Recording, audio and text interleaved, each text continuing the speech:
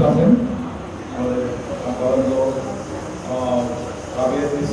কলেজের অধ্যক্ষ মহোদয়, ইসলাম কলেজের অধ্যক্ষ মহোদয় এবং আমাদের বরঞ্জ উপজেলা শিক্ষক সভাপতি এবং আব্দুল হামিদ একাডেমির প্রধান শিক্ষক মহোদয় সহ অন্যান্য উপস্থিতি এবং আমার সামনে উপবিষ্ট শিক্ষার্থীরা সবাইকে ঈদ মোবারকের শুভেচ্ছা। আমরা দেখছিলাম যে শুনছিলাম এতক্ষণ আমি যে আপনাদের এই প্রোগ্রামের চমৎকার একটি আয়োজন, বিশেষ করে আমি ধন্যবাদ জানাচ্ছি স্টুডেন্ট কমিটিকে চমৎকার একটি আয়োজন করার জন্য অভিযোগ। আমি স্টুডেন্ট কমিউনিটির যারা শিক্ষার্থী রয়েছে তাদের সাথে ইতিপূর্বে আমার অফিসে এসেছিল, তারা বিভিন্ন প্রোগ্রাম গণতন্ত্রে করতে চায়, তার একটি সফল বাস্তবায়ন আমি আজকে এই প্রোগ্রামে দেখতে পাচ্ছি।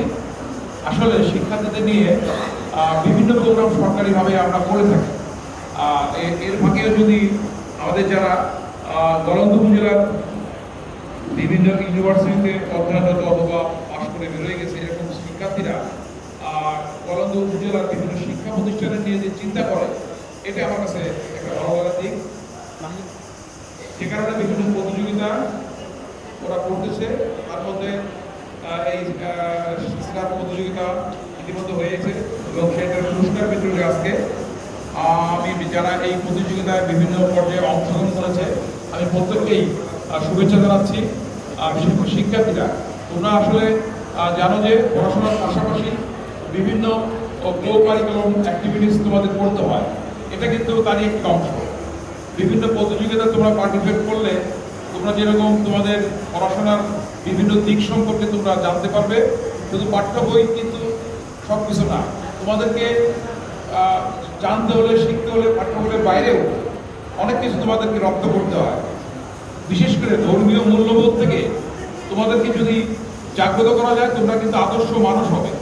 সমাজে মানবিক মানুষ হইতে গেলে, আদর্শ মানুষ হতে গেলে তোমাদেরকে ধর্মীয় মূল্যবোধকে তোমাদেরকে বুকে ধারণ করতে হবে। এটার জন্যই আসলে তোমরা বড় হলে তোমরা আদর্শ তোমাদের আরো উজ্জ্বল হবে, তোমাদের ভবিষ্যৎ। আমি মনে করি যে এই সমস্ত প্রোগ্রামের মাধ্যমে তোমাদেরকে ভবিষ্যৎ তোমরা নিজেই রচিত করতে পারবে। আমি গলন্দ উপজেলা যারা বিভিন্ন শিক্ষা প্রতিষ্ঠান থেকে এই প্রতিযোগিতায় অংশগ্রহণ করেছো প্রত্যেককে আমি শুভেচ্ছা জানাচ্ছি আমাদের উপজেলা মাধ্যমিক শিক্ষা অফিস থেকে। আগামীতে এই প্রচেষ্টা অব্যাহত থাকুক। আমি স্টুডেন্ট কমিউনিটির সকল সদস্যকে আমি আবারও ধন্যবাদ জানিয়ে আমি আমার সংক্ষিপ্ত বক্তব্য শেষ করি।